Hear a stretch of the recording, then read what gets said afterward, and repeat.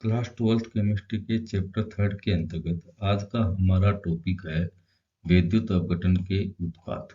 अर्थात आज के इस वीडियो में ये जानेंगे कि विद्युत अपघटन की प्रक्रिया विद्युत अपघटनी सेल में करवाने पर कौन कौन से उत्पाद बनेंगे। विद्युत अपघटन की प्रक्रिया के फलस्वरूप बनने वाले उत्पाद मुख्यतः इन दो कारकों के ऊपर वो निर्भर करते हैं। पहला कारक है अपघटित होने वाले पदार्थ की अवस्था पर, अर्थात सेल के अंदर जो विद्युत अपघट्य पदार्थ लिया जाता है उस विद्युत अपघट्य पदार्थ की अवस्था के ऊपर। दूसरा कारक है प्रयुक्त इलेक्ट्रोडों की प्रकृति के ऊपर, कि सेल के अंदर जो इलेक्ट्रोड अर्थात जो धातु की पतली परत या छड़ ली जाती है उसकी प्रकृति के ऊपर। इलेक्ट्रोड धातु की पतली परत या छड़ होती हैं जो दो प्रकार की होती हैं, जिनमें से एक होता है निष्क्रिय इलेक्ट्रोड।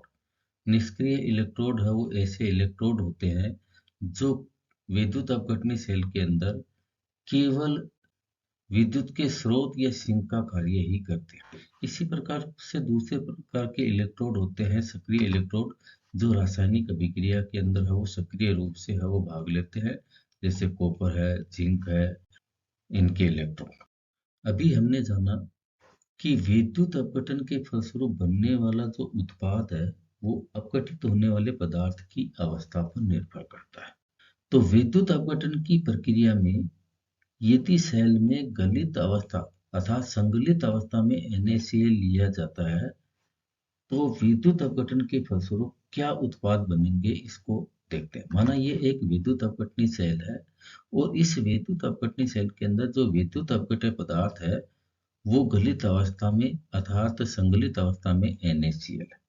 जब इस सेल के अंदर विद्युत के बाह्य स्रोत जैसे बैटरी वगैरह है उसके द्वारा विद्युत धारा प्रवाहित की जाती है तो सेल में भरे विद्युत अपघट्य पदार्थ संगलित NaCl है वो Na प्लस व Cl माइनस आयन के अंदर है वो टूट जाता है। यहाँ पर ये जो इलेक्ट्रोड जो दिए गए हैं इन इलेक्ट्रोडों का विवरण नहीं दिया गया है, तो इसका मतलब यहाँ पे इस सेल के अंदर जो प्रयुक्त जो इलेक्ट्रोड है वो निष्क्रिय धातु जैसे प्लेटिनम है इनके बने हुए इलेक्ट्रोड है।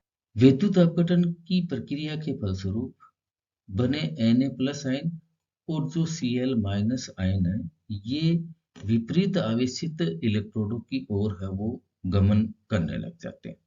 जैसे यहाँ पे जो Cl माइनस आयन है वो एनोड की ओर, इसी प्रकार से जो Na प्लस आयन है वो कैथोड की ओर है वो गमन करता है।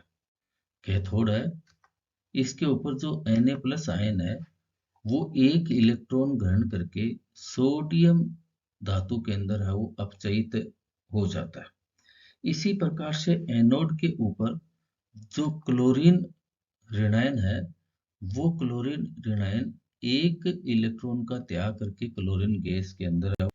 यानी कहने का तात्पर्य ये है कि यदि विद्युत अपघटन की प्रक्रिया के अंदर गलित अवस्था में अर्थात संगलित अवस्था में NaCl लिया जाता है तो कैथोड के ऊपर है वो सोडियम धातु बनती है और एनोड के ऊपर है वो क्लोरीन गैस बनती है।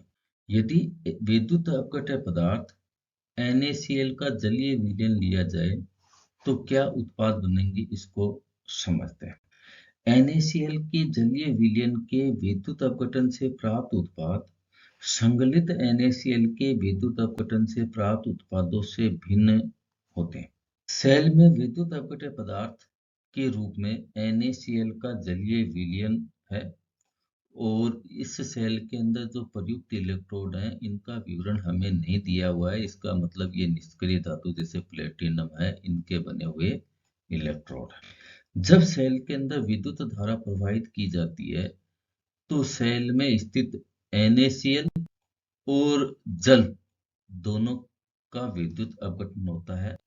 NaCl के विद्युत अपघटन से Na प्लस आयन व Cl माइनस आयन बनता है।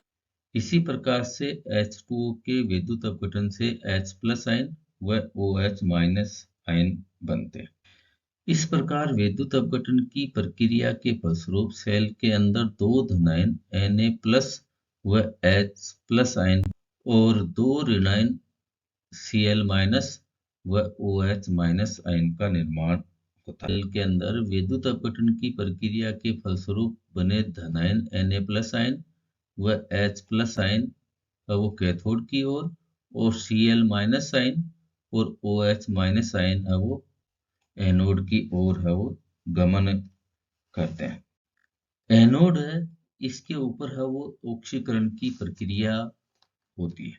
इसको हम है वो इस प्रकार से समझ सकते हैं कि PaO यानी पॉजिटिव एनोड ऑक्सीकरण, कि एनोड है वो पॉजिटिव होता है और एनोड के ऊपर है वो ऑक्सीकरण की प्रक्रिया होती है। एनोड पर 2 ऋणायन है, एक तो Cl माइनस आयन और एक OH माइनस आयन। और अभी हमने जाना कि एनोड के ऊपर है वो ऑक्सीकरण की प्रक्रिया होगी, तो एनोड पर स्थित इन दोनों आयनों में से कौन से आयन का ऑक्सीकरण पहले होगा, यह इनके नक इलेक्ट्रोड विभव पर निर्भर करता है, यानी E0 के ऊपर है वो निर्भर करता है। एनोड पर स्थित जो Cl माइनस आयन है उसके मानक इलेक्ट्रोड विभव का मान OH माइनस आयन से अधिक होता है, इसलिए Cl माइनस आयन इलेक्ट्रॉन का त्याग करके है वो क्लोरीन गैस के रूप में है वो ऑक्सीकृत हो जाती है। कैथोड पर होने वाली अभिक्रिया को वो देखते हैं। अभी हमने जाना है कि कैथोड के ऊपर 2 धनायन है, एक तो Na+ धनायन और एक है हमारे पास में H+ धनायन। तो कैथोड पर अभिक्रिया क्या होगी उसको है वो देखते हैं।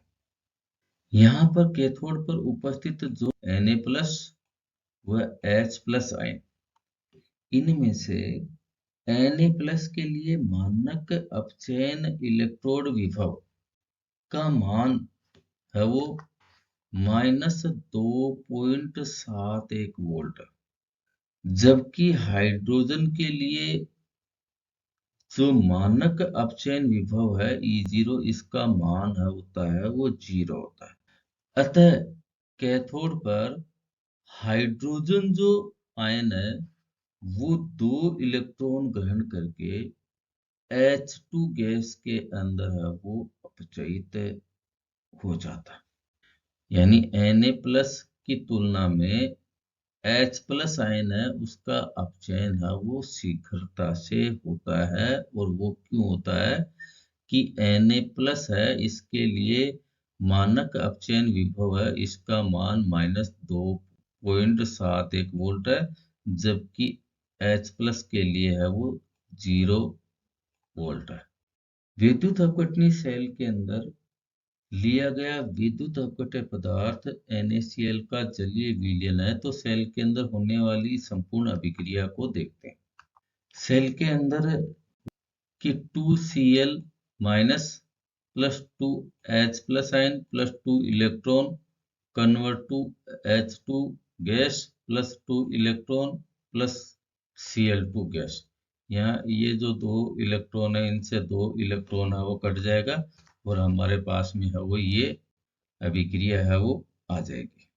चूंकि सेल में Na+ व OH माइनस आयन भी है जो रासायनिक अभिक्रिया के अंदर प्रयुक्त नहीं हुए, तो यहाँ पर है वो सेल अभिक्रिया होगी या संपूर्ण अभिक्रिया है वो होगी NaCl plus H2O convert to Na plus OH minus ion plus 1/2 H2 plus 1/2 Cl2।